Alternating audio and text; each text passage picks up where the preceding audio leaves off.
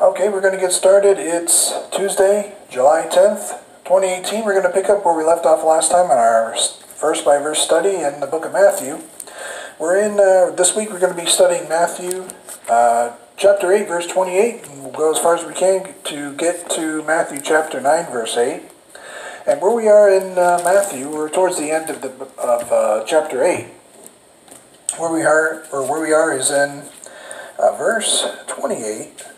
And what we read here is the part where the Lord is, as we picked up in last time, he's presenting his credentials to Israel. He's showing that he is the prophesied Messiah, and he's proving it with signs and wonders and miracles and everything else, as the Messiah should, towards the crowds and towards Israel, trying to get them into the little flock. And so what we see here is the start off of historical account of what actually happened. And it says in verse 20, "And when he was come to the other side into the country of the Gergesenes, and there met him two possessed with devils, coming out of the tombs, exceeding fierce, so that no man might pass by that way." So we'll start here, and we'll keep going verse by verse till we get past Matthew chapter 9. And we'll open up in prayer here. So, Lord, we're thankful for your grace, and we're thankful for your word rightly divided, that we could learn from what your ministry was to Israel, and gain from spiritual lessons. We can learn from what you did and how you operated in your prophetic ministry to Israel, and so that we can benefit from what we're learning and to whom you spoke to in this time of prophecy. We're thankful we can rightly divide the word of truth and learn also in the mystery in this current dispensation of grace with the Apostle Paul as our pattern. So as we continue to study and grow forth and learn, that we operate as your ambassadors and see souls saved for your glory. Amen. So as we see here in verse 28, this is the start off of him continuing, the Lord Jesus Christ continuing to prove not only his deity, but also his credentials as the prophesied Messiah. And so what we'll see here in verse 28, he says, "And when he was come to the other side of the country, or into the country of the Gergesenes, there met him two possessed with devils, coming out of the tombs, exceeding fierce, so that no man might pass by that way." So we studied from a previous study before. This was from when we were in Matthew chapter 4, verse 23, and we went all the way to Matthew chapter 5, verse 2. We did a little study on unclean spirits and devils. We learned that they, it was just a quick run through again, that they, and we'll just do the verses that coincide with what we already studied, that they do know the Lord. The devils know the Lord, and we'll see that from these verses we're about to read. They know the Lord. It's Matthew chapter 8, verse 31 and 32, and James 2, verse 19. We'll read into that tonight. They know their fate. That's also Matthew chapter 8, verse 31. The devils promote false doctrine. That's 1 Timothy chapter 4, verse 1 through 3, with Leviticus chapter 18, verse 21. So the devils, they not only know the Lord, but they know their fate, and they promote false doctrine as they side with Satan, Lucifer. They oppose God's program. In this case, they're opposing the prophetic program. And we can see that from such examples as 1 John 4, verses 1 through 6. And we can see also that they aim to change the individual's mind or persona, from Matthew 12:22 and Luke 13:16. We've already looked into this when we were studying this previously. So that was a quick rundown. But what we're seeing here as we go through this, we're looking at verse 28, and we're seeing that when he went to the country of the Gergesenes, there met him two possessed with devils. So as we look at this, and we look at this from Mark's account, in the book of Mark, and you like to see how this was read, if you go to the book of Mark, chapter 5, verse 1, the book of Mark is going to explain this in the same manner. And so we're going to read this a little bit differently, but only slightly differently, because it's the same account. But you're going to see a difference And this is where people like to harp on the difference and then say, well, this can't be a true story, but we'll explain the difference. In Mark chapter 5, verse 1, it says, "And they came over unto the other side of the sea, into the country of the Gadarenes. And when he was come out of the ship, immediately there met him out of the tombs a man with an unclean spirit, who had his dwelling among the tombs, and no man could bind him, no, not with chains, because that he had been often bound with fetters and chains, and the chains had been plucked asunder by him, and the fetters broken in pieces, neither could any man tame him. And always, night and day, he was in the mountains and in the tombs, crying and cutting himself with stones. But when he saw Jesus afar off, he ran and worshipped him, and cried with a loud voice, and said, What have I to do with thee, Jesus, thou Son of the Most High God? I adjure thee by God, that thou torment me not. For he said unto him, Come out of the man, thou unclean spirit. And he said, What is thy name? And he answered, saying, My name is Legion, for we are many. And he besought him much that he would not send him away out of the country. And now there was nigh unto the mountains a great herd of swine feeding. And so it goes on all the way to where you get to verse 20. And the end of the historical account here is in verse 20, And he departed and began to publish in Decapolis how great things Jesus had done for him, and all men did marvel. So there's Mark's account of the same thing. When you get to Luke's account, Luke chapter 8, you're seeing how there's common various mentionings of the same thing. Luke chapter 8, verse 26. What you see here in Luke chapter 8, verse 26, it says, And they arrived at the country of the Gadarenes, which is over against Galilee. And when he went forth to land, there met out of him of the city a certain man, which had devils long time, and wear no clothes, neither abode in any house, but in the tombs. When he saw Jesus, he cried out and fell down before him, and with a loud voice said, What have I to do with thee, Jesus, thou Son of God Most High? I beseech thee, torment me not. For he had commanded the unclean spirit to come out of the man, for oftentimes it had caught him, and he was kept bound with chains and in fetters, and he brake the bands, and was driven of the devil into the wilderness. And Jesus asked him, saying, What is thy name? And he said, Legion, because many devils were entered into him. And they besought him that he would not command them to go out into the deep. And there was an herd of many swine feeding in the mountains, and they besought him that he would suffer them to enter into them, and he suffered them. And it goes on, by the time you get to verse 39, it says, Return to thy own house, and show how great things God hath done unto thee. And he went his way, and published throughout the whole city how great things Jesus had done unto him. So you're seeing Luke's account, you're seeing Mark's account, and here we go back into Matthew. And if you notice the difference, here we are back in Matthew chapter 8, verse 28. It says there in Matthew chapter 8, verse 28, And when he was come to the other side of the country of the Gergesenes, there met him two possessed with devils. So Matthew talks about how there's two possessed with devils. Mark and Luke talk about how there's only one. So there's where people like to say, well, this never really happened. The Bible's not accurate in what it talks about, because Mark and Luke talk about how there's only one man possessed with devils, whereas the book of Matthew talks about how there's two men possessed with devils. So how could this actually be true if they can't get their story straight? Matthew talks about two men, Mark and Luke talk about one man. So, and the answer to that is that Mark and Luke are only reporting one out of the two men. So there's still two men. They're just reporting one out of the two. There's always been two men, and Matthew's reporting the two men. But the different eyewitness accounts are referring to one out of the two. So the same story is being seen from different perspectives, and the different eyewitness accounts are reporting one out of the two. And that's where you get Luke, and that's where you get Mark. And here we are in the book of Matthew. Matthew's reporting everything. Both men.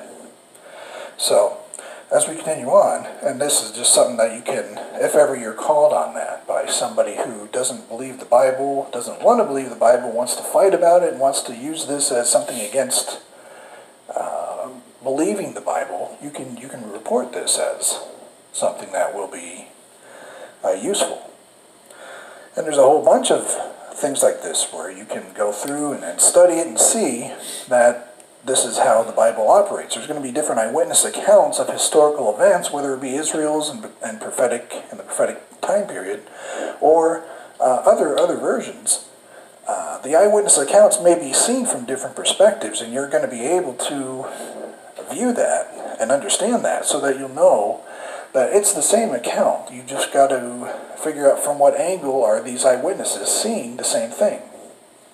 So, and this is why the Bible will always be true. And you can give the Bible the benefit of the doubt even if you're not sure how it's being viewed as.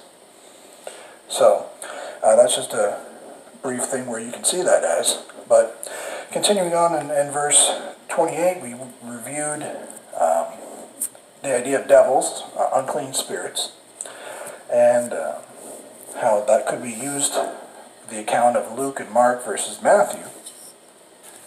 So, verse 29, the devils speak, and they say, and behold, they cried out, saying, What have we to do with thee, Jesus, thou Son of God?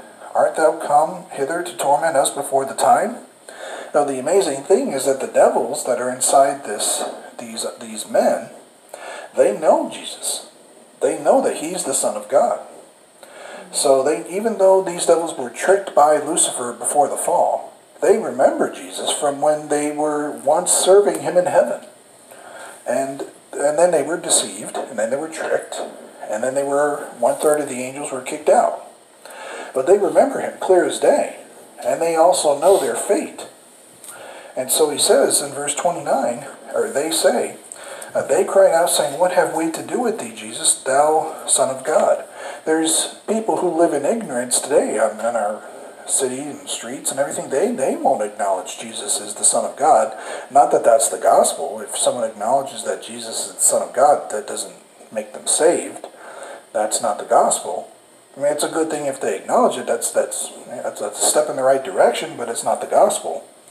But these devils acknowledge that Jesus is the Son of God. They know. And yet they're in defiance against him. And so we see that from verse 29. What have we to do with thee, Jesus, thou Son of God? Art thou come hither to torment us before the time? So, if we look at 2 Peter, chapter 2, verse 4, they know about their judgment day. It has nothing to do with the Apostle Paul and the judgment seat of Christ. It has nothing to do with that because you're not going to find anything about that in the book of Matthew, Mark, Luke, and John. But in 2 Peter chapter 2 and verse 4,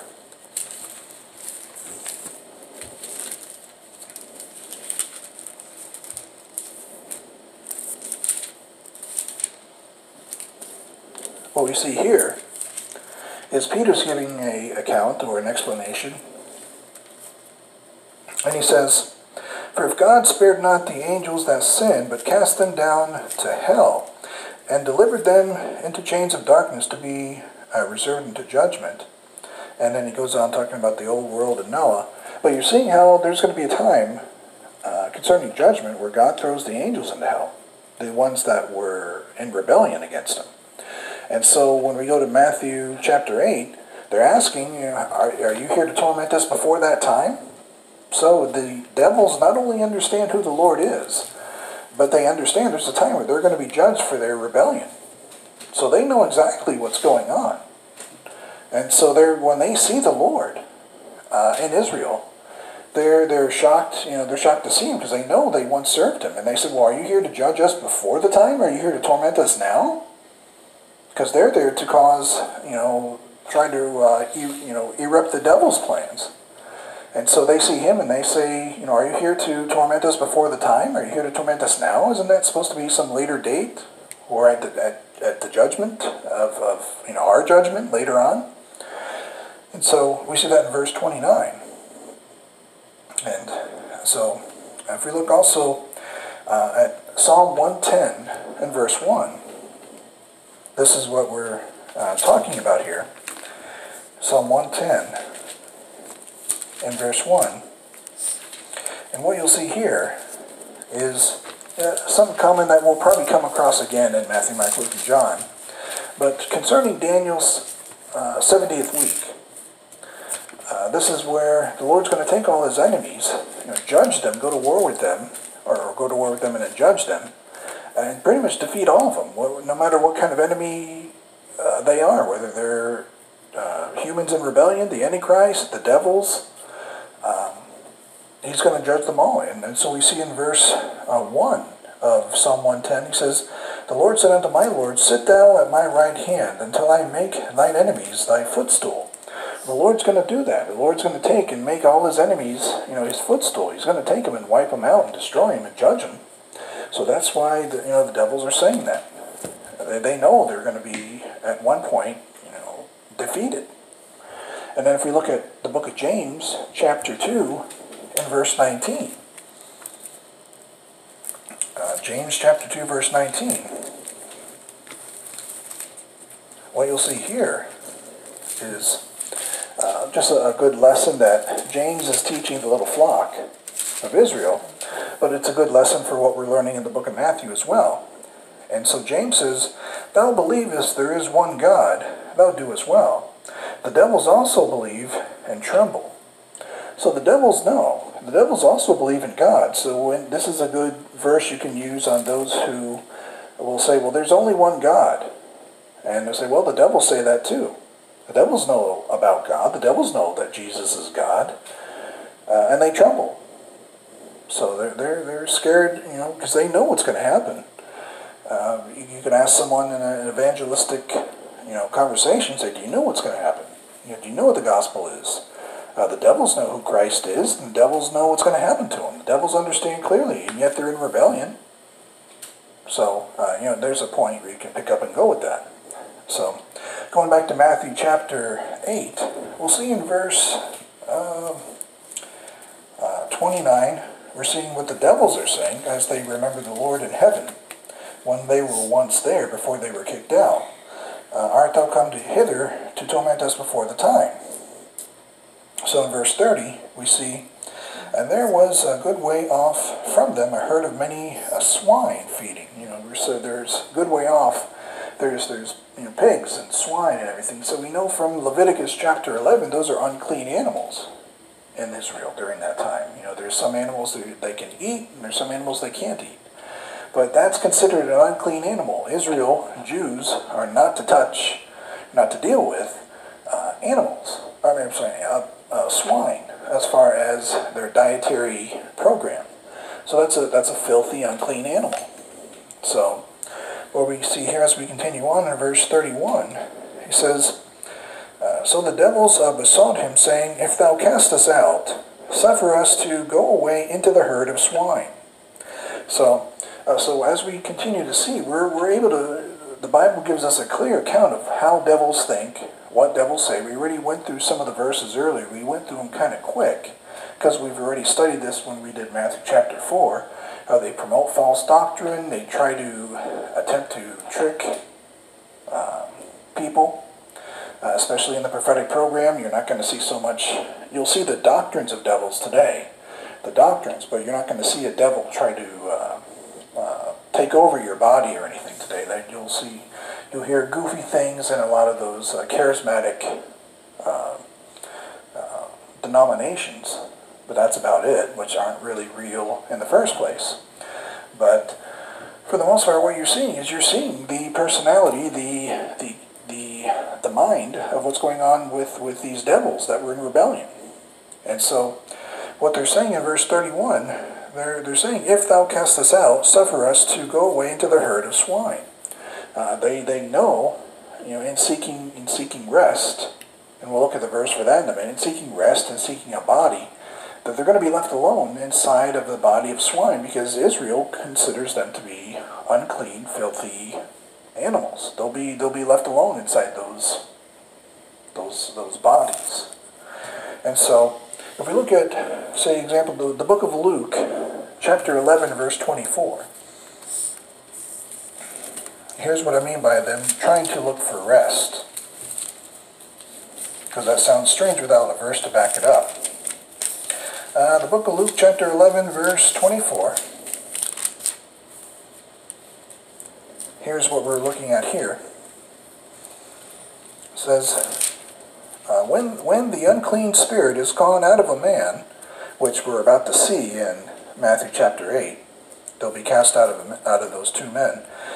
He walketh through dry places seeking rest, and finding none, he saith, I will return into my house whence I came out. So once they go into the swine, they'll just be looking to go back into somebody else eventually at a later point in time and continue on the devil's plan as it is. They're just looking for rest for a little while just to come back and make things worse again. So as we see in verse 31, they're saying, if thou cast us out, suffer us to go away into the herd of swine. Matthew chapter 8, verse 31. So 32, he says, and he said unto them, go. And when they were come out, they were into the herd of swine, and behold, the whole herd of swine ran violently down a steep place into the sea, and perished in the waters. So you're seeing how the Lord, in his deity, in his genius, and everything, he told the devils to go. He just said one word. That was the interesting part there. He just says one word. He says, go. And so the devils go into the swine, and then the swine violently run into the sea and perish. So they're kind of stuck in these bodies, for lack of a better word. They're stuck in these dead pigs, in the bottom of the ocean, or wherever they are. So you're seeing this. It still leaves a couple of questions, but at least it gives a bit better perspective. There's people that think that devil possession is going on today, and that's not true. And people also use the word demon, but you might find that in a corrupted text or a corrupted translation, that demon this and demon that. People will say, I've got the demon of headaches, or I've got the demon of whatever it is. I've heard that a lot in time past, trying to grow into the knowledge of the truth. A lot of charismatics and Pentecostals will say, you've got the devil or the demon of this, you got the demon of seizures, you got the demon of this, and you've got to cast it out, you got to come to church, and you got to go there. But for this dispensation of grace, that's not what's going on. So you'll hear that quite a bit. Possibly the more you go out and evangelize and talk to people of different denominations, they'll tell you anything. So we see that in verse 32. They run violently to a steep place into the sea and perish in the waters. And verse 33, and they that kept them fled, and went their ways into the city, and told everything, and what was befallen to the possessed of the devils. And behold, verse 34, the whole city came out to meet Jesus, and when they saw him, they besought him that he would depart out of their coasts. So you're seeing what kind of city, what kind of people live in this city. They're not very thankful. They're not very excited to see him there. Instead of being excited and thankful that the Lord took these pigs or whatever and devils and cast them into pigs and got them out of the way, they're more saying, well, get this guy out of here. We're not liking what we're seeing. And this happened before. We can see this in, if we look to the book of, let me find this, was in verse 34. In Deuteronomy chapter 5, verse 25, there's a common theme throughout history where Israel had the same thing, saying, we're kind of nervous around the Lord. Deuteronomy chapter 5 and verse 25. And so what they're saying is get us away from the Lord. Get us away from God. We're nervous around. We're scared of him. And so this is what this city is saying about the Lord. They're having this wrong reaction. They should be one of thankfulness. They should be one of great joy that they're there, and great joy that they're there to assist. That he's there to that their prophesied Messiah is on the scene. And so in let's see, Matthew I'm sorry, not Matthew, but Deuteronomy chapter 5, verse 25, says, "Now therefore, why should we die? For this great fire will consume us. If we hear the voice of the Lord our God anymore, then we shall die." So they have a nervous reaction also regarding in time past their way towards the Lord. That's Israel. They're nervous. So we see that there, and then as we go into verse 34 again, we're seeing this a common cross reference between what we're seeing in Deuteronomy 5:25 and Matthew 8:34. "Behold, the whole city came out to meet Jesus." So the whole city's coming out. Imagine a whole entire city coming out to meet the Lord, who just cast a legion of devils into a herd of swine. And when they saw him, they besought him that he would depart out of their coasts. So it's not a good reaction from the people. The Lord's done nothing wrong, but the people, this is why they're unbelieving Israel. That they're not responding to joining up with his little flock and believing his previous teachings and looking to, they should have, what it should read, and I say should read, I'm not trying to correct it, is that this whole city came out and joined up with the little flock, and the little flock grew by thousands of more, and that's what, believing Israel should have done. But what we're seeing here is that they historically had a wrong reaction, being unbelieving Israel. So they're saying that they had a wrong reaction. They didn't believe the Lord, and they besought him to leave. So going into Matthew chapter 9, as it continues on, it says, "And he entered into a ship and passed over and came into his own city. And behold, they brought to him a man sick of the palsy, lying on a bed. And Jesus, seeing their faith, said unto the sick of the palsy, Son, be of good cheer, thy sins be forgiven thee." So what you're seeing here is he's continuing to show his credentials. He's moved into a different city, and what we're seeing here is a man sick of the palsy. Now the thing that we see here is the difference is when it comes to faith healers. What you're going to see is that the faith healers always look to see from the individual their faith. They say, based on your faith, you need to have faith and then you get healed. Or you need to be the one who has the faith, and if you have enough faith, then God will heal you, and if not, then it's your problem. You didn't have enough faith. But what this verse says in chapter 9, verse 2, it says, "And behold, they brought him to a man sick of the palsy, lying on a bed, and Jesus, seeing their faith," the words on the page say that Jesus saw their faith, not the man who was sick of the palsy. The man who was sick of the palsy, Jesus is not looking at their faith. He's looking at the men who brought the man sick of the palsy. So the Lord is looking at the men who brought the man with the palsy in. And we see there, it says, "And Jesus, seeing their faith, said unto the sick of the palsy, Son, be of good cheer, thy sins be forgiven thee." So that reminds us, if anything, if you look at Psalm 32 in verse 1, what David says, Psalm 32 in verse 1, what we're going to see there is, it's going to talk about in 32, King David says, "Blessed is he," in verse 1, "Blessed is he whose transgression is forgiven, whose sin is covered. Blessed is the man unto whom the Lord imputeth not iniquity, and in whose spirit there is no guile." And that goes also, you see that in Romans as well. But what you're seeing is, as we go back to Matthew chapter 9, you're seeing the Lord starts out forgiving the man's sins. That alone is all based on the faith of the men who brought in the man with the palsy.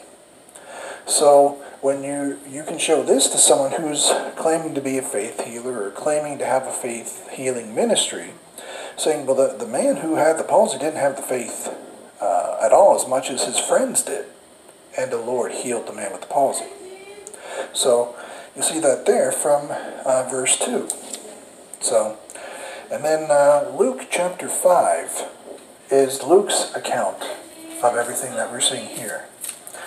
So, Luke chapter 5 and verse 19, what we'll see here is, it says, "And when they could not find which way they might bring him in, because of the multitude, they went down upon the housetop and let him down through the tiling with his couch into the midst before Jesus." Then Luke 5:20 says, "And when they saw their faith, he said unto him, Man, thy sins are forgiven thee. And the scribes and the Pharisees began to reason, saying, Who is this which speaketh blasphemies? Who can forgive sins but God alone?" So what you're seeing is this cross-reference between Luke chapter 5 and Matthew chapter 9. You're seeing that they're reporting the same historical account. Luke is just adding more about the Pharisees and the Sadducees being in this account, and how it's brought more with details in the book of Luke. So going back to Matthew chapter 9, and in verse 3, says, "And behold, certain of the scribes said within themselves, This man blasphemeth." So we see that this takes place in that unbelieving Israel always accused the Lord of being a blasphemer. And this comes from the law of Leviticus chapter 24, verse 16, and how they misapply it. We don't have to turn to that, but in Leviticus chapter 24 is where they're taking this law, the law of blasphemy, and they're misapplying it unto the Lord, who never sinned, a moment in his life. So we're seeing this take place here with unbelieving Israel, the Pharisees and the Sadducees and the scribes, and how they're going forth doing all the wrong things towards Israel, or towards the Lord, I should say. So that's Matthew chapter 9, verse 3. And then Matthew chapter 9, verse 4 says, "And Jesus, knowing their thoughts, said, Wherefore think ye evil in your thoughts?" in your hearts. And that's a good deity verse for showing how the Lord, historically, in his ministry to Israel, knew their thoughts, knew their hearts, knew their thoughts, and was able to, because in verse 3, it reads, "And behold, certain of the scribes said within themselves." So they're not even speaking out loud. They're just declaring, "This man blasphemeth." So they're saying this within themselves. They're not even speaking out loud. They're thinking this within, their own mind, or they're thinking this without saying anything. And the Lord, knowing their thoughts, says, "Wherefore think ye evil in your hearts?" So he's able to understand this. And in verse 5 of Matthew chapter 9, he says, "For whether is easier, to say, Thy sins be forgiven thee, or to say, Arise and walk?" And so, forgiving sins is great enough. But now the Lord's going to show his credentials to Israel even further, and he's going to show more signs, wonders, and miracles to unbelieving Israel, that they would hopefully join the little flock, and hopefully the little flock numbers would grow, as is the purpose of what is going on. The Lord's trying to reach Israel. And it's not his fault that they do or don't join, but he's giving them a choice.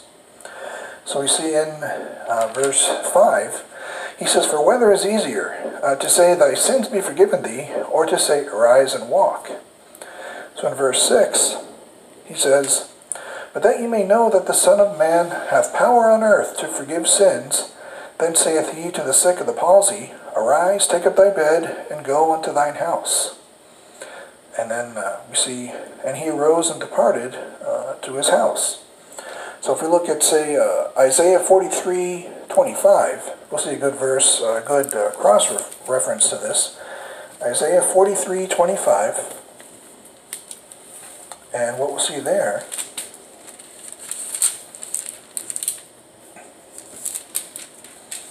let's see, 43:25, we're reading about this in Matthew 9. He says, "I, even I, am he that blotteth out thy transgressions for mine own sake, and will not remember thy sins." So as he does this for the man sick of the palsy, he's doing this for his own sake. He's not doing this, this is all part of the Lord's prophetic plan and purpose. We know that when the Lord is doing this, he's doing this to show his credentials to Israel. And when you see this done in, say, a faith-healing, quote-unquote, ministry today, this is nothing more than a parlor trick. This is nothing more than a gimmick or a charlatan or anything else, and that they can't do what the Lord's doing here.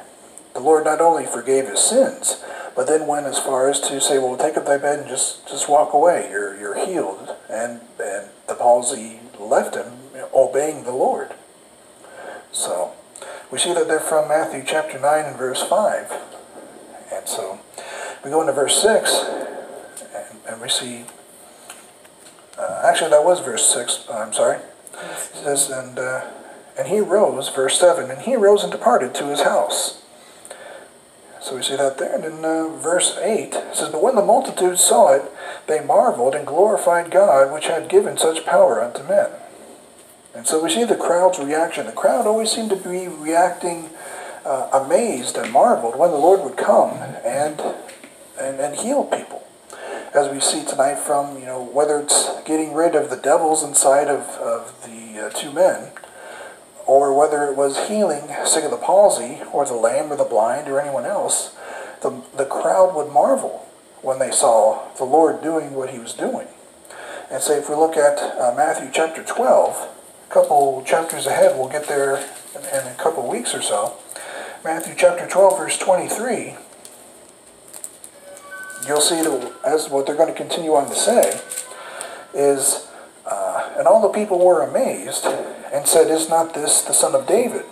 So they're going to remember, say, some of the prophetic psalms or the prophetic verses, and they're going to say, isn't this the son of David? Isn't this our Messiah? They're going to start questioning what is happening based on what he's doing through their miracles, signs, and wonders, as we know that Israel requires a sign, and that's what the Lord gives them. So we see that there from Matthew 12. And then in Matthew chapter 15, we'll get to this even a little bit later. Matthew 15, verse 31, more about the crowd and their amazement and their marveling at what the Lord's doing. Matthew chapter 15 and verse 31. What we see here, and it says, insomuch that the multitude wondered when they saw the dumb to speak, the maimed to be whole, the lame to walk, and the blind to see, and they glorified the God of Israel.